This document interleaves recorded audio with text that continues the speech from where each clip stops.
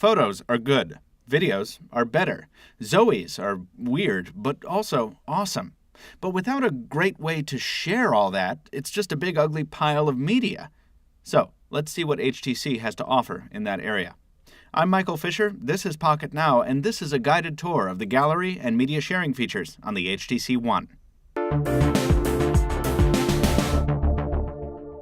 So let's say you've had a day full of adventure in the woods, and you want to share it with friends.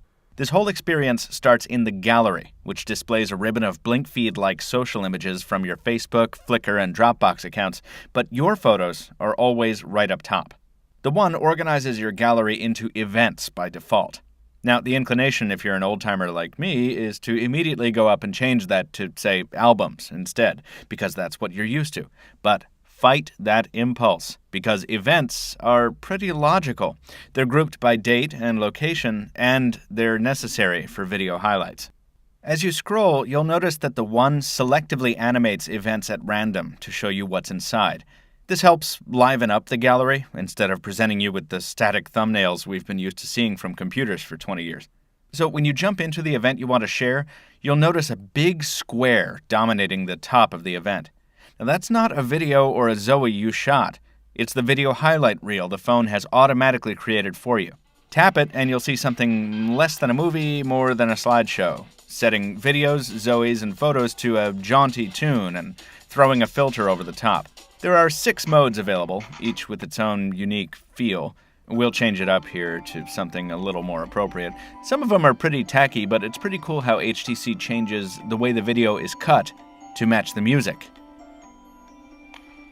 Now, as this scrolls through, maybe we see something we don't want included, or we remember something we do that's not here.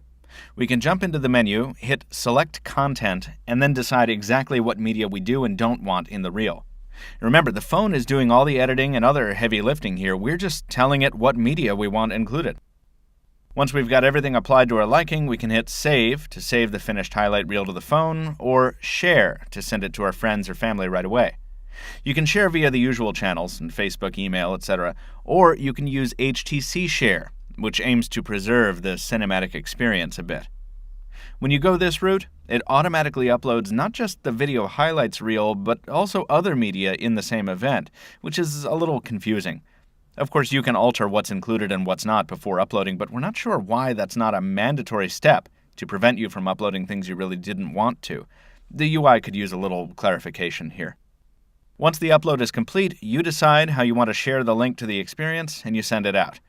Your experience stays hosted at the private link for 180 days, and it looks like this on a computer screen. The highlights reel sometimes takes a few minutes to load before it's accessible.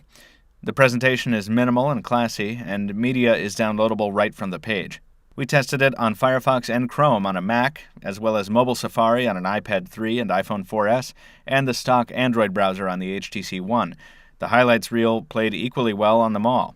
It even played on an HP touchpad. You can use HTC Share to disseminate in a more pedestrian fashion, too, if you just wanted to distribute photos, say, but it's much more fun when you include the highlight reel. And what's really cool is the video highlights and HTC Share work together to give Zoe a reason to exist, instead of just being a collection of 4-second videos or whatever. And it does end up being worth it. Just be mindful that you do need an HTC account, which is free, that content expires after 180 days, which is sad, and that it's a pretty bare-bones UI. With the exception of the custom frames and filters for photos, there's very little customization available, so you have to trust the phone's software to make your day look good. Fortunately, it seems adept at that. Those photo frames and filters are great, and the addition of Zoe really puts it over the top. If you can resist the urge to treat HTC's new gallery as just another thumbnail collection, you can really make your adventures pop on the One. Just make sure to keep an eye on your HTC account's storage space. That's it for now, folks. We have a whole lot more on the HTC One at pocketnow.com. Check out our various reviews, comparisons, and other features. Follow us on social media, subscribe if you like the video, throw us a thumbs up, and leave us a comment if you have something to say. Thank you for watching. We'll see you next time.